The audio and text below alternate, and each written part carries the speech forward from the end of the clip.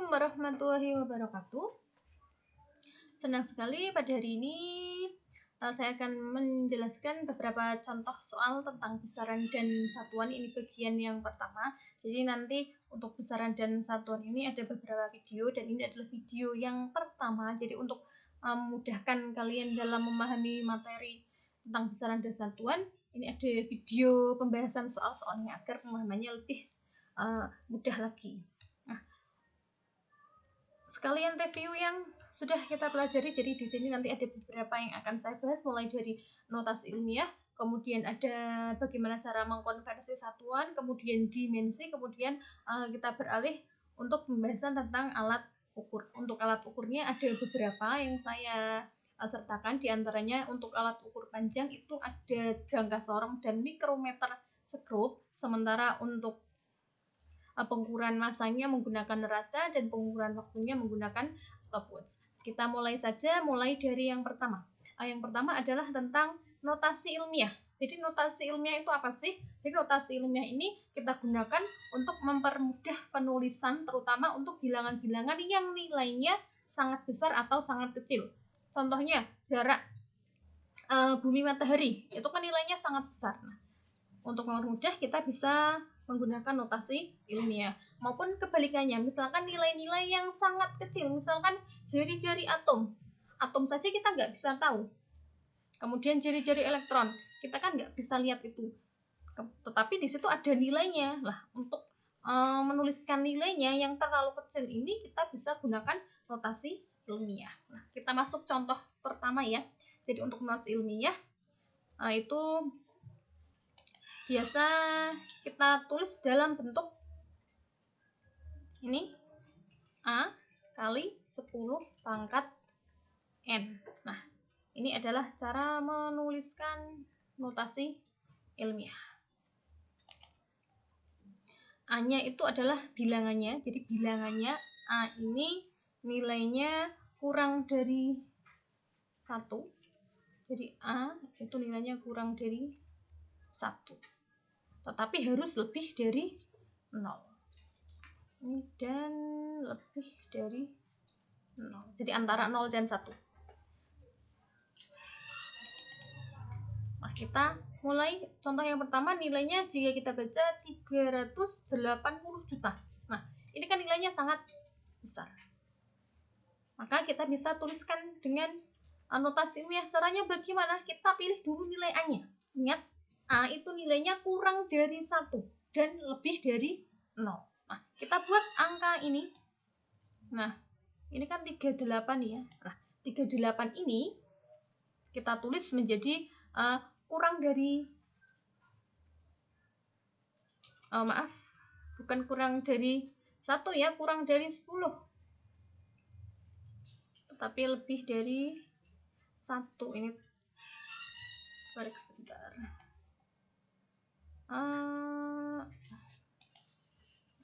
Penghapusnya mana?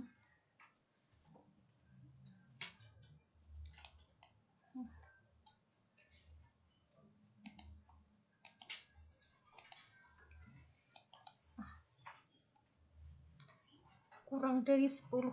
Jadi saya tuliskan ini A-nya kurang dari 10 dan lebih dari 1. Jadi nilai A-nya itu kurang dari 10 dan lebih dari 1. 38 ini kan lebih dari 10, maka tidak boleh, karena tadi nilai A-nya harus kurang dari 10 dan lebih dari 1. Maka angka ini kita buat menjadi 3,8. Kemudian kali 10 pangkat. Pangkatnya berapa? Untuk menghitung pangkatnya, kita ingat tadi 3,8 ya, berarti di sini batasnya. Nah, ini batasnya. Kita hitung dari belakang. Ada berapa satuan? 1, 2, 3, 4, 5, 6, 7, 8. Berarti ada 8. Maka di sini menjadi 10 pangkat 8. Kemudian yang bawah juga sama. Ini kan 234. 234 itu kan jelas lebih dari 10. Dan harus kita tuliskan yang kurang dari 10, maka menjadi 2,34. Nah, saya beri tanda di sini. Di sini 2,3.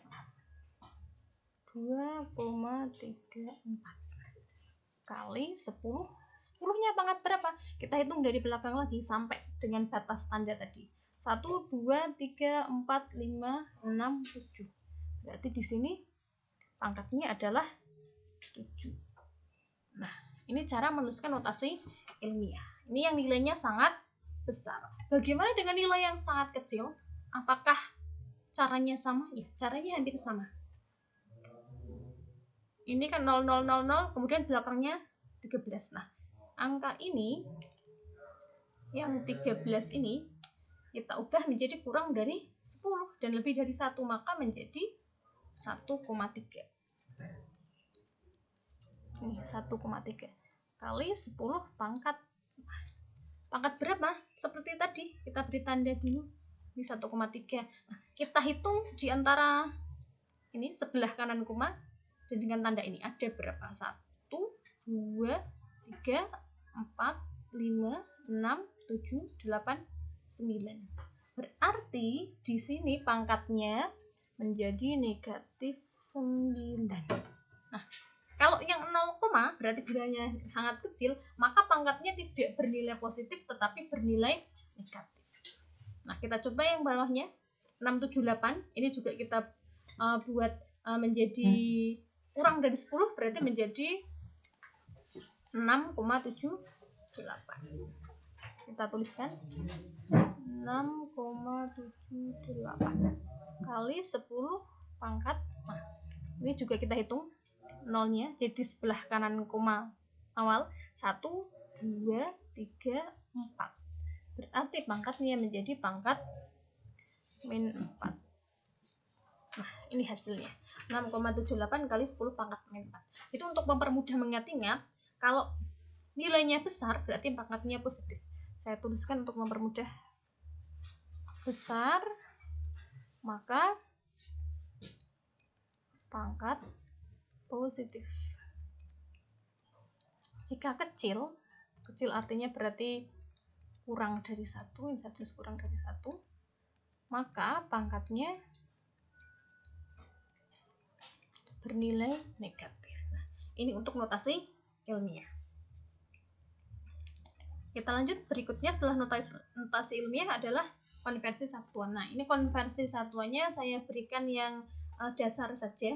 Jadi sebenarnya sudah pernah kalian dapat, saya yakin di matematika itu juga sudah ada konversi satuan. Itu bahkan dari SD itu sudah ada yang namanya konversi satuan. Kita ingat lagi konversi satuan karena di mata pelajaran fisika akan kita gunakan seterusnya.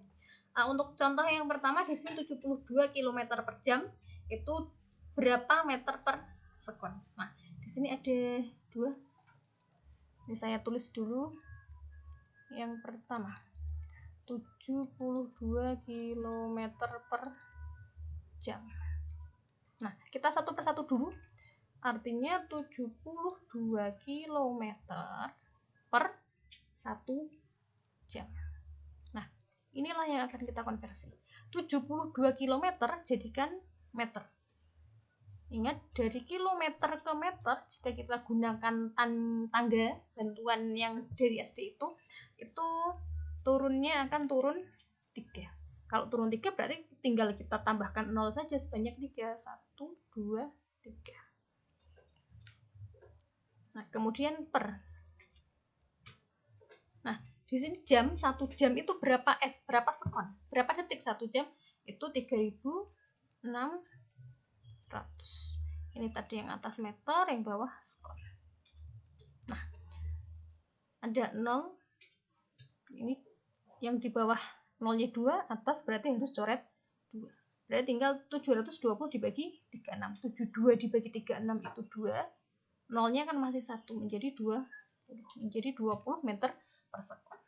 Itu untuk konversi yang pertama. Kemudian kita lanjut yang kedua. Nah, ini 250 gram.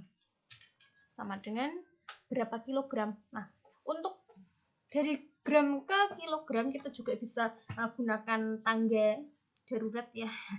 Jadi gunakan tangga bantuan itu dari gram ke kilogram itu kan naik 3. Maka caranya 250 dibagi 1000. Ingat, tiap naik atau turun 1 itu adalah 10. Berarti kalau 2 menjadi 100, 3 menjadi 1000. Bukan berarti menjadi 10, 20, 30, karena ini nilainya adalah kelipatan 10. Nah, bagaimana menghitungnya? Ini sebenarnya ada beberapa cara sih. Terserah kalian mau bagaimana. Kalau mau dicoret nolnya 1 ini juga boleh. Atau kalau tidak, ini kan 1000, berarti nolnya ada 3. Berarti kita hitung koma itu kita hitung 3, berarti dari belakang 1, 2, 3. Nah, berarti komanya ada di depan angka 2. Sehingga menjadi 0,250 kilogram. Bisa menjadi 0,25 ya. Kemudian untuk yang ketiga, nah ini 4. Tuh, banyak sekali nolnya, ada 3. 4. Saya hapus dulu.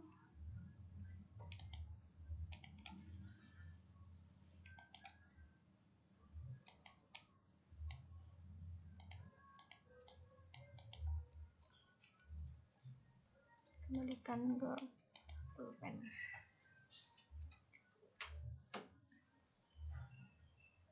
4, 2, 3, 5, nolnya ada 3, 1, 2, 3 gram. Nah, ini akan kita jadikan apa? Nah, untuk konversi satuan dari gram itu, kalau tangga itu kan maksimalnya adalah kilogram ya. Jadi kalau di tangga itu maksimal adalah kilo dan yang paling kecil adalah mili. Itu kalau pakai tangga. Tapi untuk konversi satuan di dalam fisika itu ada beberapa awalan. Jadi ada awalan untuk yang setelah kilo, berarti ini kelipatannya adalah kelipatan 3 setelah kilo. Itu K awalannya. Ini nilainya adalah 10 pangkat 3 atau 1000. Nah, kemudian di atasnya kilo ada yang namanya mega. Ini simbolnya menggunakan M-nya kapital. Ini nilainya adalah 10 pangkat 6. Berarti 1, kemudian nolnya ada 6 atau 1 juta. Kemudian habis mega ada lagi yang namanya giga. Untuk giga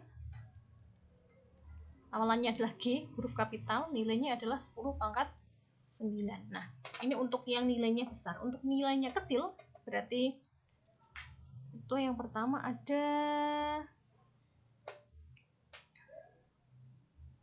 mikro. Oh, mili dulu ya. Ini ada mili. Mili itu M kecil itu 10 pangkat min 3. Kemudian bawahnya mili ada mikro. Nah, untuk mikro itu penulisannya seperti ini. Ini 10 pangkat min 6 nilainya. Dan kemudian ada lagi yang namanya nano. Itu menggunakan huruf N kecil. Nilainya adalah 10 pangkat min 9. Jadi di sini kelipatannya kelipatan 3. Kelipatan 10 pangkat 3. Nah, ini yang besar, yang giga, mega, kilo. Kemudian yang nilainya kecil atau kurang dari 0 berarti mili, mikro, dan nano. Nah, kita lihat di sini gram itu kan nilainya besar, berarti kita akan pilih dari kilo, mega, atau giga. Kalau kilo itu kan 10 pangkat 3, berarti kita hitung dari belakang 1, 2, 3. Nah, sampai sini artinya kilo, berarti 4235 kilogram. Nah, ini kan masih ribuan ya, hasilnya 4235 kilogram. Ini juga kita bisa gunakan untuk awalan yang lebih besar lagi karena masih bisa. Ini mega. Mega berarti 10 pangkat 6, berarti di sini sampai 3, berarti depannya 3 lagi, 1, 2, 3. Nah, di sini menjadi 4,235. Ini kali 10 pangkat 6 Itu artinya nilainya 4,235 megagram. Jadi kalau mau dibuat kilo tadi berarti menjadi 4.235 kilogram. Tapi kan masih ribu. Nah, kita bisa juga gunakan yang di atasnya lagi. Misalkan di sini mega yang 10 pangkat 6. Berarti 4,235 megagram. Kemudian yang berikutnya untuk nomor 4. Ini 0,00000721. Cek dulu bener nggak nolnya. 6. 1 2 3 4 5 6 ya benar. 0,00000721. Ini meter. Mau kita buat mikro. Jadi yang seperti ini bacanya mikro ya. Yang seperti huruf U ini bacanya mikrometer. Jadi akan kita buat mikrometer tadi. Mikro itu nilainya adalah 10 pangkat min 6. Nah, kita hitung saja. 6 1 2 3 4 5 6. Benar ya, ini 6 ya. 6. Jadi dari meter menjadi mikrometer. Berarti kita dari depan 1 2 3 4 5 6. Berarti di sini. Berarti menjadi 0,721 kali 10 pangkat min 6. Ya, kalau seperti ini kalau mau jadi pangkat, menghitungnya kita tidak dari belakang tapi dari depan. Nah, ini mungkin yang sedikit membingungkan yaitu ketika kalian mengubah bilangan biasa menjadi berpangkat atau sebaliknya. Ini memang membutuhkan kecermatan sendiri, jadi harus cermat. Nanti kalau misalkan nggak cermat bisa kebalik menjadi salah. Jadi kalau yang ini 0, itu kita hitungnya dari depan kalau mau jadikan pangkat. 1 2 3 4 5 6. Di sini berarti 0,721 kali 10 pangkat min 6. Nah, baru sampai sini 10 pangkat min 6-nya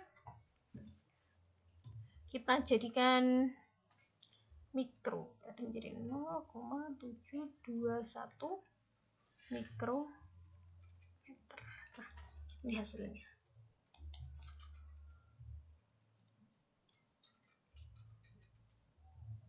Ini untuk konversi satuan. Jadi memang kesulitan untuk konversi satuan itu kalau kalian tidak hafal tangga yang biasa kalian gunakan sejak SD itu dari kilo, kemudian ada hekto, ada deka, kemudian ada meter dan seterusnya, itu akan kesulitan.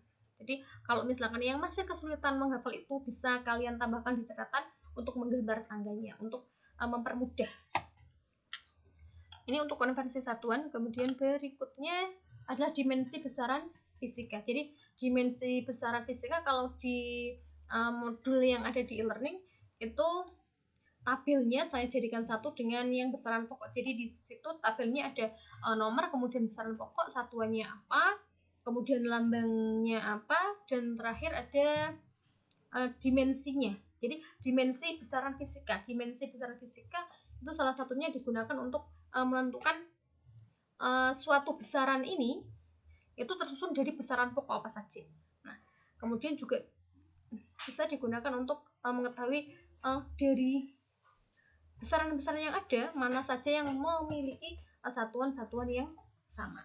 Nah, itu diantaranya untuk dimensi besaran fisika. Jadi dimensi besaran fisika karena besaran pokoknya ada 7, berarti ada 7 dimensi besaran fisika untuk besaran pokok. Jadi masing-masing besaran pokok memiliki dimensinya sendiri-sendiri. Dan yang sering digunakan diantaranya untuk tingkat SMA itu ada massa, saya tuliskan saja massa, kemudian panjang dan waktu. Nah, ini biasanya dimensi yang sering ditanyakan itu biasanya tersusun dari 3 ini. Untuk massa dimensinya adalah M huruf kapital dan harus ada tanda kurung sikunya ini. Ini dari penulisan dimensi. Kemudian untuk panjang masih sama, harus ditulis dengan menggunakan kurung siku. Dimensinya adalah L. Sementara untuk waktu dimensinya adalah T. Nah, untuk tingkat SMA untuk dimensi besaran fisika yang perlu kalian ingat adalah ini. Nah, ini sudah cukup. Nah, tinggal kita jabarkan saja. Selama kalian tahu rumus dari masing-masing besaran, maka kalian akan bisa mencari dimensi besaran. Kalau misalkan lupa, nah itu yang agak susah. Nah, kita mulai dari yang pertama, yang paling mudah. Jadi ini sudah saya susun berurutan sehingga nanti kita menentukan dimensinya relatif lebih mudah. Kita mulai dari yang pertama, volume. Ini volume. Nah, untuk volume yang paling mudah yang biasanya kalian ingat, untuk volume itu rumusnya apa sih? Volume itu kan tergantung dari bentuknya ya. Jadi benda ruangnya berbentuk apa. Tapi saya misalkan ini salah satu yang biasanya kita paling ingat, yaitu adalah volume balok. Biasanya panjang kali, maaf ini ada coretannya.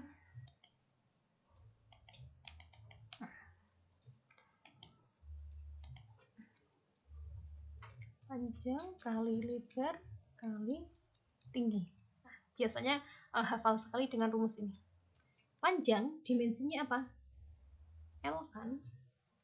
Dimensinya L. Kemudian lebar. Lebar itu kan juga termasuk panjang. Maka ya sama, L. Kali tinggi. Tinggi itu juga termasuk besaran panjang. Maka L. Nah, berarti L kali L kali L. Karena sama, saya tuliskan L. L-nya ada 3 menjadi L pangkat 3. Ini untuk yang pertama, volume. Kemudian yang kedua adalah massa jenis.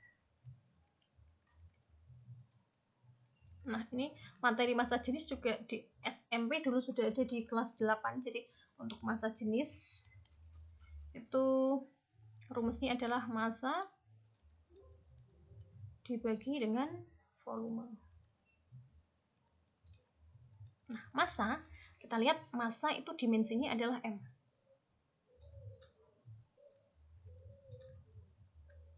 Per volume. Volumenya apa? Tadi kita sudah cari bahwa volume itu dimensinya adalah L pangkat 3. Ini menjadi M per L pangkat 3. Dalam penulisan dimensi besaran tidak boleh ada per. Jadi semuanya harus dalam satu baris. Kalau ini kan 2 baris.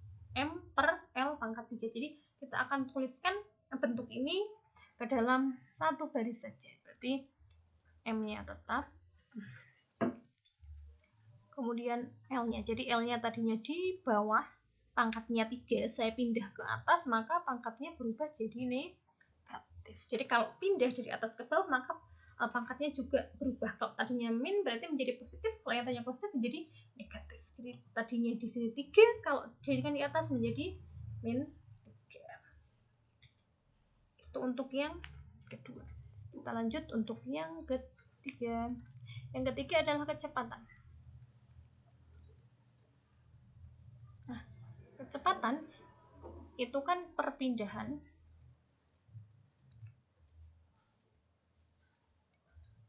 dibagi dengan waktu. Untuk perpindahannya berapa meter?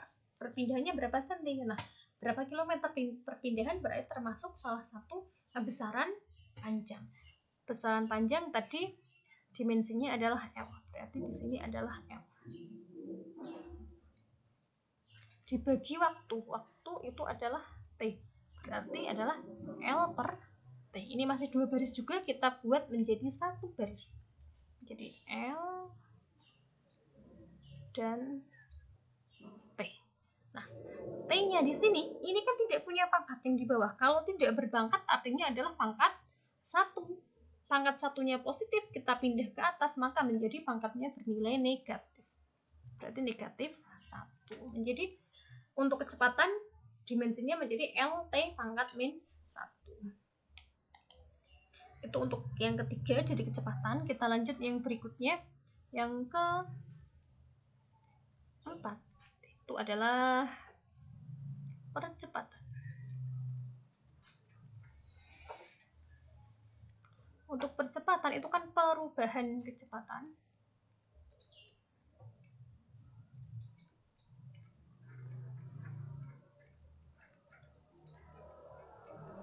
Dibagi dengan waktu. Nah, perubahan kecepatan. Kecepatan itu kan tadi sudah ketemu kita L T pangkat min 1 per lagi waktu adalah T.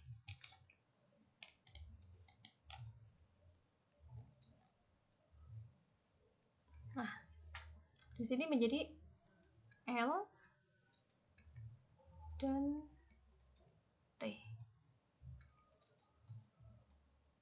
Nah, ini yang di atas kan sudah ada min 1, kemudian yang bawah T. Ini kan sendiri artinya berarti T-nya adalah T pangkat 1. Maka ketika dipindah ke atas menjadi min 1. Berarti T-nya di atas sudah ada min 1, kemudian ada lagi min 1 lagi. Ketika kita jumlahkan min 1 dengan min 1 menjadi min 2. Nah, ini hasilnya. Jadi LT pangkat min 2. Kemudian masih ada satu lagi yaitu gaya. Muat nggak ya? Nah, ini muat-muat kan? Pasti muat.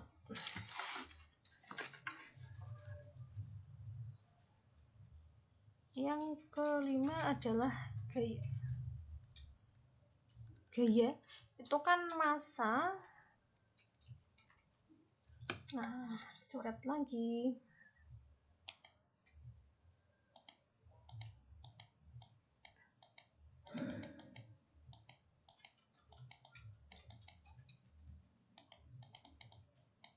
Bisa dihapus, biarkanlah.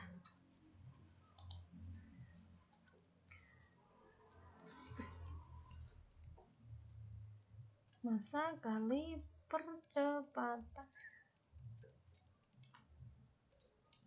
Massa itu adalah M.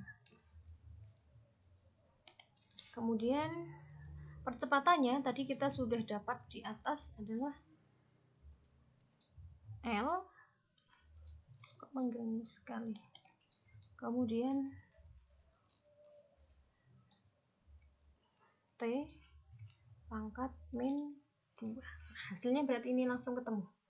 Tinggal massa itu M, percepatannya LT pangkat min 2. Inilah hasil jadi dimensi besaran fisika. Jadi seperti itu cara mencarinya. Yang perlu kita ingat, dimensi besaran fisikanya hanya massa, panjang, dan waktu. Dengan massa itu M, panjangnya L, dan waktunya T. Dan jangan lupa untuk menuliskan besaran fisika harus menggunakan kurung siku seperti ini.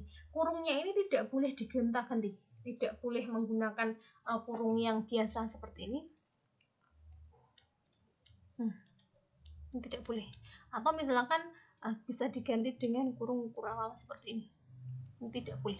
Kurungnya harus kurung siku. Jadi itu aturan. Nah, ini yang baru benar. Itu untuk besaran dimensi besaran fisika. Kita lanjut lagi yang berikutnya. Nah, ini kita sudah masuk ke pengukuran ya. Jadi pengukuran itu kan artinya membandingkan suatu besaran dengan besaran lain yang digunakan sebagai acuan. Nah, untuk dalam mengukur kita pasti yang menggunakan alat ukur. Alat ukur yang digunakan itu bergantung dengan apa yang kita ukur. Misalkan saja mengukur panjang buku, mengukur panjang meja, atau mengukur tinggi badan.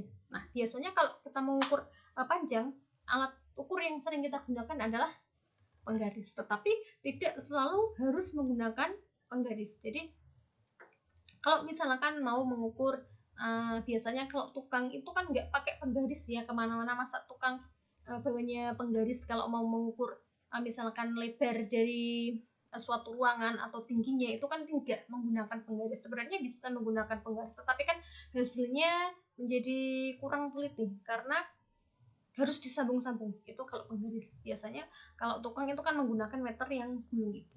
Nah, ataupun yang lain Misalkan kalau bendanya kecil, misalkan koin, jadi kalau koin uang receh itu misalkan 500 atau 1000, kita mau ukur diameternya berapa, itu bisa menggunakan penggaris, tetapi mungkin hasilnya kurang teliti. Untuk menggunakan penggaris ini saya tidak akan bahas karena saya rasa semua bisa menggunakan penggaris. Jadi kalau mengukur menggunakan penggaris itu biasa, makanya di sini tidak saya bahas. Jadi yang saya bahas mulai dari jangka sorong. Jadi selain meteran, kemudian penggaris, meter kulung, kemudian yang buat mengukur tinggi badan, itu selain itu masih ada lagi alat ukur panjang, biasanya digunakan untuk mengukur hal-hal yang lebih kecil lagi. Ada dua, yang ini yang saya bahas, itu ada jangka sorong dan mikrometer skrup. Untuk jangka sorong ini mempunyai ketelitian yang lebih tinggi dibandingkan penggaris. Jadi mengukurnya itu bisa lebih teliti lagi untuk benda-benda yang lebih kecil. Nah, untuk ketelitian jangka sorong, ketelitiannya adalah 0,01. Ini ketelitian 0,01 cm. Nah, ini ketelitian dari jangka sorong. Jadi bisa mengukur sampai 0,01 cm. Kalau penggaris kan tidak bisa sampai sini. Nah, ini untuk jangka sorong. Jadi jangka sorong itu digunakan untuk apa? Jangka sorong itu digunakan untuk mengukur misalkan tadi diameter uang logam atau koin. Kemudian diameter tabung itu bisa menggunakan jangka sorong. Kemudian untuk jangka sorong bentuknya seperti ini. Mungkin ada beberapa yang belum tahu bentuk jangka sorong itu seperti apa. Kalau dulu di SMP tidak pernah ditunjukkan, maka biasanya kalian belum tahu bentuknya seperti apa. Di sini sudah saya berikan gambarnya. Jadi ini adalah gambar jangka sorong. Di sini ada bagian-bagiannya. Ini ada rahang luar dan rahang dalam. Nah, biasanya bendanya diletakkan di rahang ini, bisa rahang luar atau rahang dalam tergantung bendanya. Kalau misalkan diameter uang logam atau koin biasanya kita taruh di rahang luar. Tapi kalau misalkan di sini diameter dalam tabung biasanya kita letakkan di sini, di yang bagian atas. Nah, kemudian bagian yang lain ada skrup penguncinya. Jadi biar setelah kita masukkan ke sini nanti dikunci biar tidak mudah lepas. Nah, ini ada skala-skalanya. Nah, ini yang skala yang bagian tengah ini namanya adalah skala utama. Jadi skala utamanya seperti penggaris biasa dalam sentimeter. Kemudian yang atas ini ada kecil-kecil ini. Nih, yang ini bagian ini, dan yang bawah ini namanya adalah skala nonius. Ini yang bagian lebih kecil lagi. Jadi ada dua skala pada jangka sorong, skala utama dan skala nonius. Nah, ini juga ada pengukur kedalaman. Jadi jangka sorong juga bisa mengukur kedalaman. Tentu saja yang diukur bukan kedalaman sumur ya. Itu beda lagi. Ini misalkan kedalaman misalkan ada tabung, dalamnya tabung itu berapa, ini bisa menggunakan jangka sorong. Ini bagian-bagiannya. Kemudian bagaimana cara membaca hasil pengukuran menggunakan jangka sorong? Nah, kita masuk ke bagian berikutnya. Nah, di sini ada dua contoh untuk bagaimana cara membaca hasil pengukuran yang ditunjukkan oleh jangka sorong. Nah, untuk ini langkah-langkahnya. Ini saya mulai dari yang pertama. Nah, di dalam jangka sorong tadi kan ada dua skala, yaitu skala utama. Kita tuliskan dulu berapa hasil dari skala utamanya. Skala utamanya saya singkat saja menjadi SU untuk mempersingkat penulisan. Skala utamanya kita lihat. Nah, skala utama ini ada bagian atas, sementara yang skala noniusnya itu yang kecil-kecil di bawah ini. Nah, yang bagian atas skala utamanya kan ada 2 sampai 4 ya. Jadi hasil pengukurannya itu bukan 4 cm ini. Tetapi yang ini sebelum angka 0 yang bawah. Nah, ini. Nah, jadi pengukuran skala utama itu bukan yang paling ujung, tetapi kita cari dulu angka 0 yang bawah itu di mana. Nah, disitulah skala utamanya. 0-nya di sini, maka hasilnya 2,1. Jadi karena ini senti biasa, berarti tiap satu garis ini nilainya adalah 0,1 cm, sehingga di sini menjadi 2,1 cm. Ini 2,1 cm. Kemudian sekarang skala noniusnya. Skala noniusnya, untuk mencari skala nonius di mana ini kan ada 0 sampai 10, yang mana kita cari yang berhimpit atau yang terbentuk garis lurus dengan yang skala atasnya. Kalau di sini sudah ada tandanya yang lurus pas ini. Nah, ini berapa ya? Kita lihat, ini 0, berarti ini 1, ini 2, ini 3. Berarti di sini 3 kalikan tadi ketelitiannya berapa? 0,01, hasilnya menjadi 0,03 ini cm. Kemudian hasilnya tinggal kita jumlah saja, ini hasilnya. Nah, ingat untuk menjumlahkan bilangan desimal seperti ini, komanya harus urut. 2,1 komanya harus urut seperti ini. Jadi belakang ya, ini kan urutnya. Nah, ini enggak ada, berarti 0 tambah 3 berarti 3. Ini 1, yang depan 2, berarti hasilnya adalah 2,13 cm. Nah, ini cara untuk mencari berapa hasil dari pembacaan jangka sorong. Kita lanjut untuk yang kedua. Nah, kalau yang kedua tidak ada tulisan-tulisannya ini. Nah, kita cek lagi mulai dari skala utamanya. Skala utamanya, nah ini hasilnya juga bukan yang paling belakang, bukan 35, 36 ini bukan ya, tetapi yang sebelum angka 0 ini, angka 0 nya di sini. Berarti hasil pengukuran skala utamanya sampai ini, yang sebelum angka 0, bukan yang sesudah angka 0 ya, atau malah yang paling kanan, tidak boleh. Berarti patokannya adalah angka 0 skala nonius. Ini sebelum ini itu di angka berapa? Nah, kita lihat, ini 2, ini yang panjang, berarti 2,5, 2,6, 2,7. Berarti 2,7 cm. Kemudian skala noniusnya. Ini berapa kali 0,01. Nah, gini. Skala noniusnya kita cari tadi yang lurus dengan yang atasnya. Ini 0-nya nggak lurus, sebelahnya juga tidak, sebelahnya tidak, ini tidak, ini tidak, ini tidak. Nah, kita cek yang paling lurus dengan yang atas, ternyata di sini. Nah, ini ya. Nah, ini berapa? Kalau yang sebelahnya 5, maka sebelah sini adalah 6. Sehingga di sini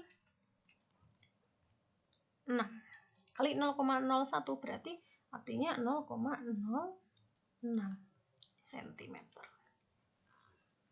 Kita jumlahkan, hasilnya menjadi ini 6, 7, kemudian 2. Hasilnya menjadi 2,76 cm. Ini adalah hasil pembacaan dari jangka sorong. Kita lanjut berikutnya tentang mikrometer skrup. Jadi selain jangka sorong tadi saya sebutkan ada alat ukur panjang lagi yang namanya mikrometer skrup. Mikrometer skrup ini digunakan untuk mengukur, biasanya yang diukur adalah tebal. Jadi yang lebih kecil atau lebih teliti dari jangka sorong. Ini memang lebih teliti. Namanya saja mikrometer, mikro itu kan lebih kecil. Ini biasanya digunakan untuk mengukur ketebalan. Misalkan saja tebal buku tulis kalian, kemudian tebal plat logam, itu bisa menggunakan mikrometer skrup. Untuk bagian-bagiannya bisa kalian lihat, ini ada ruang ukur tetapnya, ini yang bisa bergerak. Jadi kalau mau gerakan kita tinggal putar ininya saja. Nah, ini ada skalanya juga ada 2 untuk mikrometer skrup. Yang sebelah ini namanya adalah skala tetap atau skala utama. Sementara yang ini, nah yang bisa diputar, jadi ini bisa bergerak-gerak, ini namanya adalah skala putar atau kita sebut juga dengan skala Nonius. Jadi hampir sama seperti yang tadi di jangka sorong.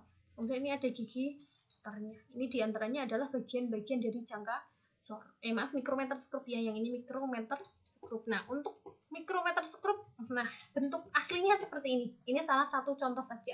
Ini yang kita gunakan. Ini adalah mikrometer skrup analog. Artinya kita harus membaca dulu. Jadi kita tidak bisa langsung tahu hasilnya berapa. Jadi ada proses untuk membacanya dulu. Ini namanya yang analog. Ini gambar dari mikrometer skrup. Mungkin ada beberapa yang sudah pernah menggunakan mikrometer skrup. Nah, sekarang kita lanjut bagaimana cara membaca hasil pengukuran dari mikrometer skrup. Masih sama seperti tadi, karena tadi ada dua skala, yaitu skala utama dan Nonius. Kita mulai dari yang pertama. Saya tuliskan SU lagi. Nah, skala utamanya adalah yang ini. Yang tetap. Untuk skala utama kita cari nilai yang paling kanan, yang paling ujung 0, 1, 2, 3, 4. Berarti di sini hasilnya adalah 4 mm. Kemudian skala Noniusnya. Skala Noniusnya kita lihat bagian yang kanan. Jadi skala yang kanan ini Nonius, kita cari yang lurus mendatar dengan ini. Ini di angka berapa? Ternyata 30. Ini 30 kalikan 0,01 mm.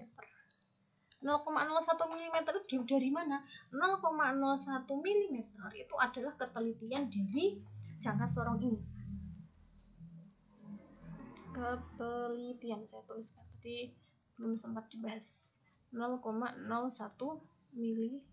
Jadi batas ukurnya bisa mengukur sampai ini 0,01 mm. Itu kan sangat kecil. Nah, ini berarti 0,30.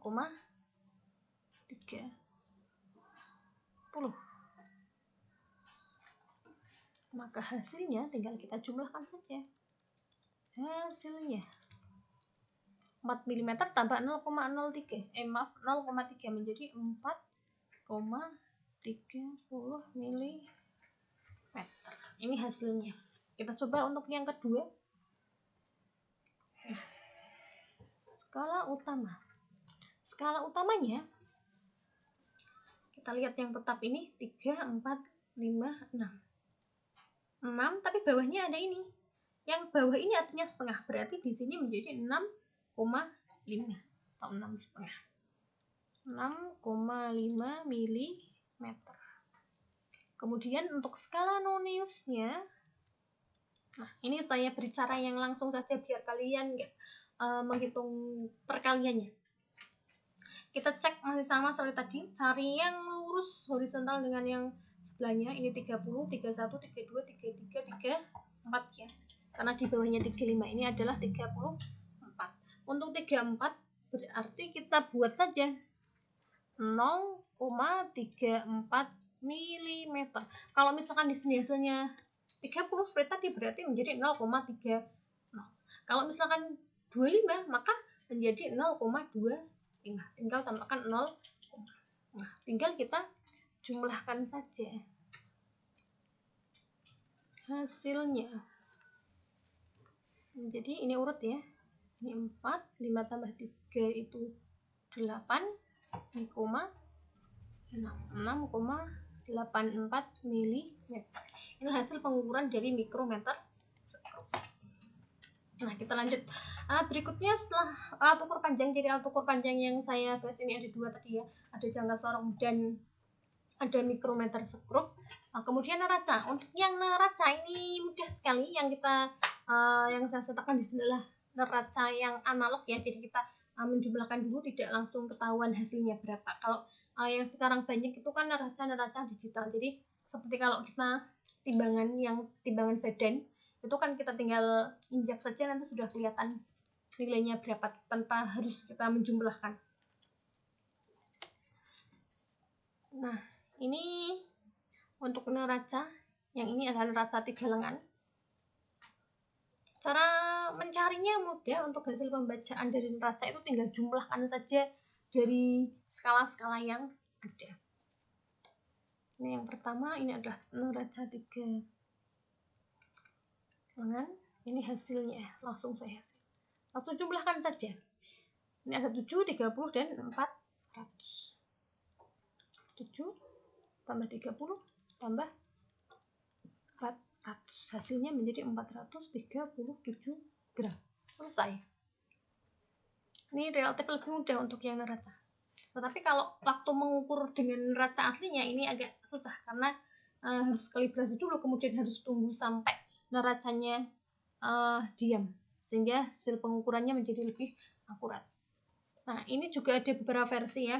Ada yang nilai ratusannya ini di belakang, kemudian yang tengahnya tetap jadinya di sini. Jadi kalau yang ini di bawah tidak masalah. Yang penting kalau ada soal neraca jumlahnya, nilai hasilnya berapa, tinggal jumlahkan saja skala-skala yang ada. Ini 7, 30, 400 menjadi 437 gram. Nah, kemudian untuk yang neraca sebelahnya, ini P, sudah ada namanya, maka saya tulis saja P. Nah, ini juga sama, tinggal kita jumlahkan saja. Ada 3 di situ, ada 0,5 tambah 1, ini kilogram ya, ditambah 1 kilogram ditambah 50 gram. Nah, ini yang menjadi masalah. Kenapa? Karena ternyata satuannya berbeda. Berarti dari sini kita harus mengkonversi satuan terlebih dahulu. 50 gram itu berapa kilo?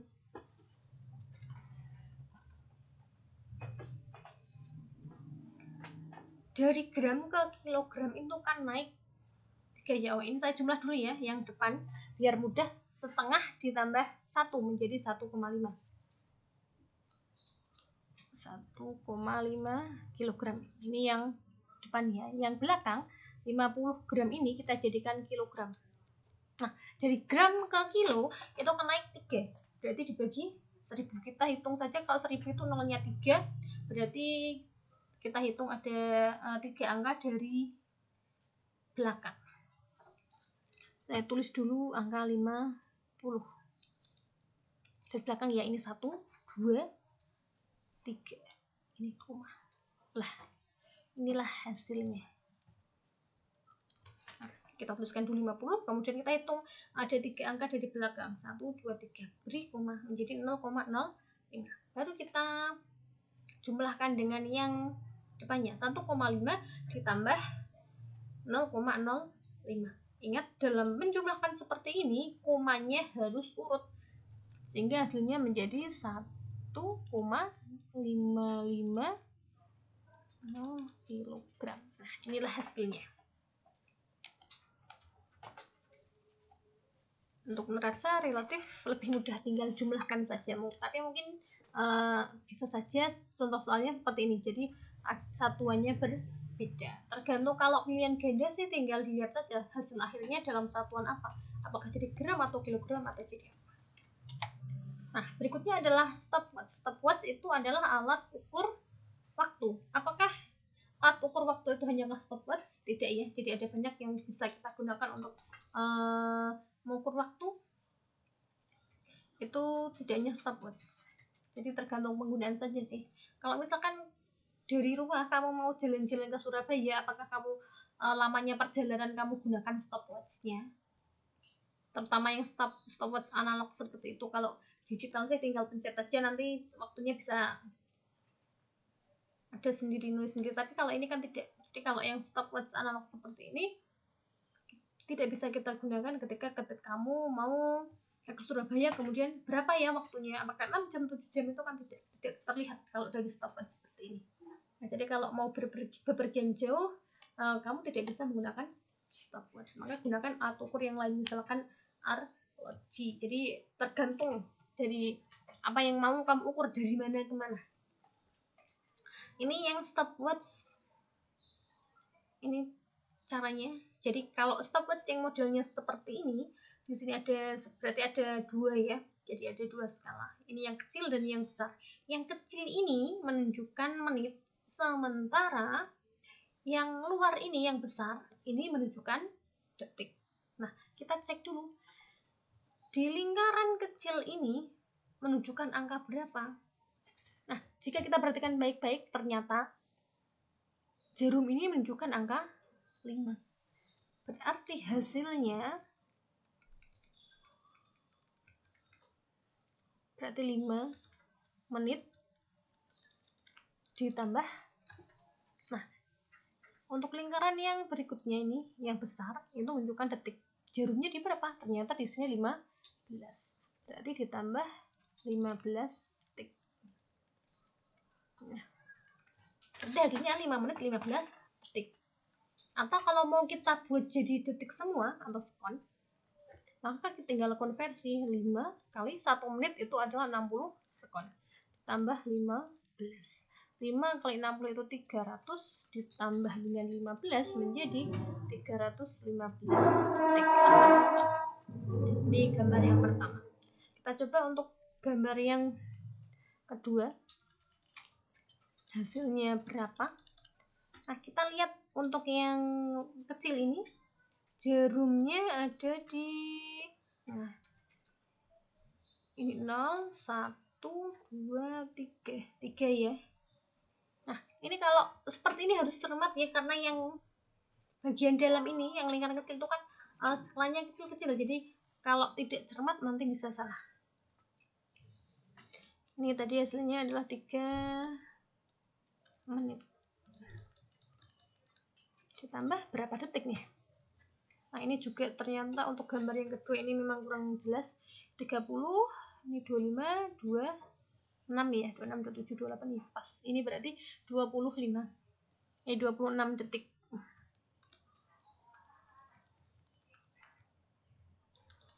Kita jadikan sekon sama seperti tadi, 3 kalikan 60 tambah 26.